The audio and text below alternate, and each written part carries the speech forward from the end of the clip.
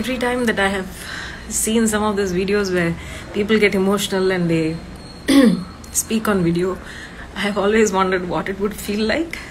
But today, I think பாடகி சின்மயி ரீசெண்டாக நடிகர் கமல்ஹாசன் நடிப்பில் உருவான தக் லைஃப் படத்துடைய ஆடியோ லான்ச்சில் முத்துமலை பாட்டை பாடியிருந்தாங்க.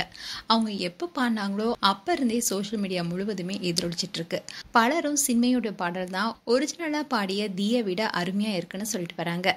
இன்றைய தான் பாடகி சின்மயி மன்னிப்பு கேட்டு பேசியிருக்காங்க. சின்மயி பாடல் மட்டும் பாடாமல் நிறைய நடிகைகளுக்கு டப்பிங்கும் பண்ணியிருக்காங்க. ஆனால் அவங்க பாடுறதுக்கு தடை விதிக்கப்பட்டிருக்கு. இசைத்துறையில் தனக்குன்னு ஒரு அழுத்தமான இடத்தை உருவாக்கியிருக்காங்க. இவங்க ரீசெண்டாக இன்டர்வியூ கொடுத்துருக்காங்க.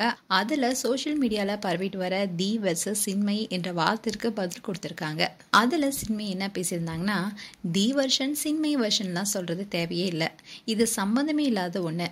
மல்யுத்த போட்டியில் எங்களை போட்டியிட சொல்கிற மாதிரி இருக்குது. கலைஞர்களாக நாங்கள் ஒருத்தருக்கு ஒருத்தர் போட்டியாளராகவே பார்க்கல, ஒருத்தருடைய திறமையை பார்த்து வியக்க தான் செய்கிறோம். தக் லைஃப் படத்துடைய ஆடியோ லான்ச்சில் முத்தமழை பாடலை அன்னைக்கு அதை தி தான் பாடியிருக்கணும்.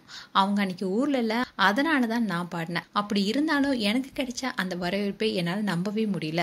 இன்னும் 15 வருஷங்களுக்கு அப்புறமா தி 100 சின்மயி 100 ஸ்ரேயா கோஷல் குரலை கொண்டவங்களா ஒரு பாடகிய வளம் வருவாங்க. தி ரொம்ப சின்ன பொண்ணு, இப்பவே இவ்வளவு அழகா பாடுறாங்க அப்படின்னா இன்னும் அவங்களுக்கு அருமையான எதிர்காலம் இருக்கு.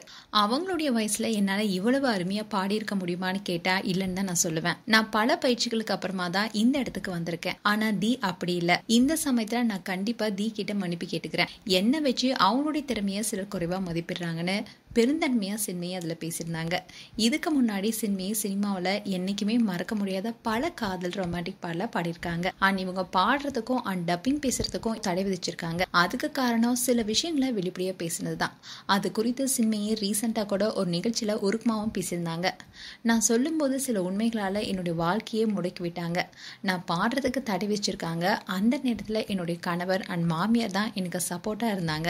உலகமே என்னை எதிர்த்து நின்னாலும் குடும்பத்திற்கு கொடுத்த சப்போர்ட் தான் நான் இன்னைக்கு உயிர் வாழ்றேன்னு அதை ரொம்பவே உருக்கமா பேசியிருந்தாங்க.